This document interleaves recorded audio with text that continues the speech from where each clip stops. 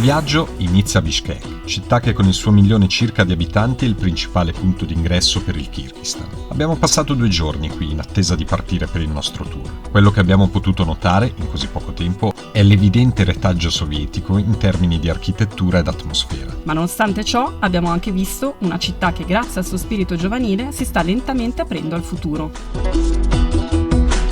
Oggi si parte da Bishkek per raggiungere Karakol, nella regione di Issyk. Dopo circa 80 km ci fermiamo per una piccola sosta alla torre di Murad, un minareto tra le più antiche costruzioni architettoniche dell'Asia centrale. Da qui è possibile ammirare una bellissima vista sulle valli circostanti. Facciamo una seconda sosta nei pressi di Cholponata per un tuffo nel lago Issyk-Kul, il secondo lago alpino più grande del mondo dopo il Titicaca e famoso luogo di villeggiatura per i turisti russi. Dopo una notte a Karakol inizia la nostra avventura verso Altina Rashan, splendida valle montana situata nel Kirghizistan nord-orientale. Si può decidere di raggiungerla facendo un trekking di 18 km, partendo proprio da Karakol, oppure, come abbiamo fatto noi, lasciandosi accompagnare da un mezzo sovietico adattato al trasporto passeggeri che si chiama Uaz, o simpaticamente nominato dalla nostra guida The Beast. La nostra mitica scatola viaggiante.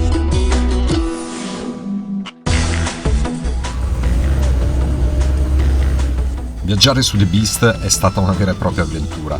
Non ci ispirava molta fiducia all'inizio, ma ingranata la prima è stato in grado di arrampicarsi su una strada veramente ripida e tortuosa, attraversando paesaggi da togliere il fiato in un costante shakeramento post-sovietico. Dalla guesthouse Elsa, dove abbiamo passato la notte, è possibile seguire percorsi di trekking in direzione dei fiumi e dei laghi alpini circostanti, passeggiando attraverso la natura selvaggia di questo posto stupendo. Il nostro viaggio prosegue in direzione della riva sud del lago Issyk-Kul, dove ci fermiamo per un breve trekking. La vista qui è meravigliosa, il lago che sembra un mare ha dei colori incredibili ed il canyon che si tuffa nelle sue acque crea un paesaggio quasi irreale. Così come irreali ma magiche sono state le tappe successive, la Yeti-Oguz Valley e il Fairy Tail Canyon. Lasciamo la regione di Issyk-Kul per dirigerci verso un altro lago imperdibile, il Son Kol. I panorami qui cambiano in continuazione, offrendo scenari sempre più selvaggi, lasciando ogni tipo di insediamento umano un lontano ricordo. Lungo la strada si incontrano solamente accampamenti yurta di pastori nomadi, che nei mesi estivi portano il bestiame a pascolare nelle vette più alte. Gli scenari ci lasciano davvero senza parole, e ad ogni curva vorremmo fermarci per immortalare una bellezza rara. Dopo un lungo viaggio arriviamo a Sonkol, con il sole che tramonta nel lago.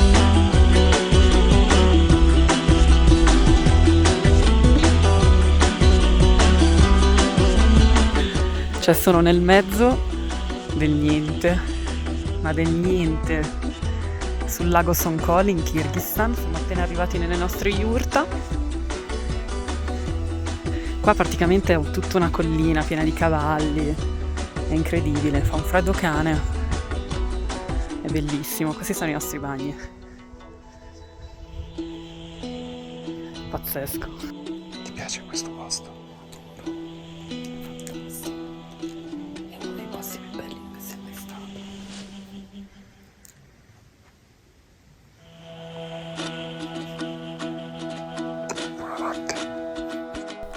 Dopo una notte in una confortevole yurta ci siamo svegliati con la voglia di esplorare i dintorni di questo incantevole lago.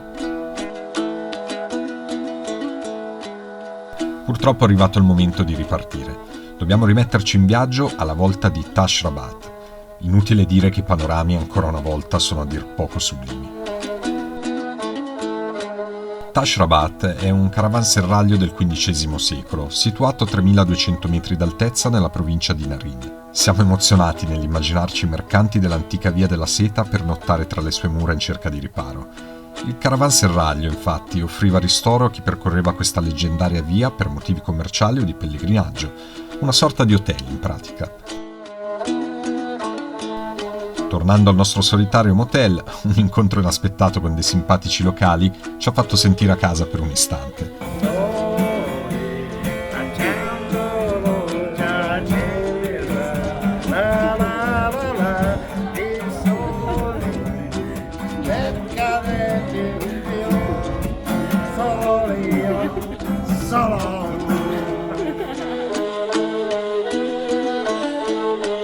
Siamo arrivati alla parte finale del nostro viaggio, forse la più avventurosa e selvaggia.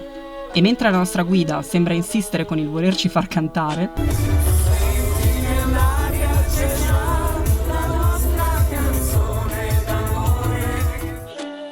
la nostra mente non pensa ad altro che alla prossima destinazione, il Khel-Su Lake. Per raggiungere quest'area del Kirghizistan bisogna ottenere un permesso speciale, essendo una zona molto vicina al confine con la Cina, e bisognerà anche passare una sorta di checkpoint in cui di solito vengono controllati i passaporti. Dopo un viaggio di diverse ore, tra sentieri non tracciati, fiumi da guardare e piccole disavventure, arriviamo finalmente alla nostra yurta, campo base principale per raggiungere il lago. Siamo arrivati qui facendo una strada allucinante, che non si può nemmeno chiamare tale. Abbiamo dovuto attraversare dei fiumi, è assolutamente fattibile solo ed esclusivamente con la jeep. In realtà ci sono due strade per arrivare qua, una da Narin, che è quella che di solito fanno tutti e ci vogliono circa 5 ore, e l'altra, quella che abbiamo fatto noi oggi, da Tash Rabat, ci abbiamo messo più o meno 6 ore e mezza, però c'è stato un attimo in cui pensavamo di non farcela.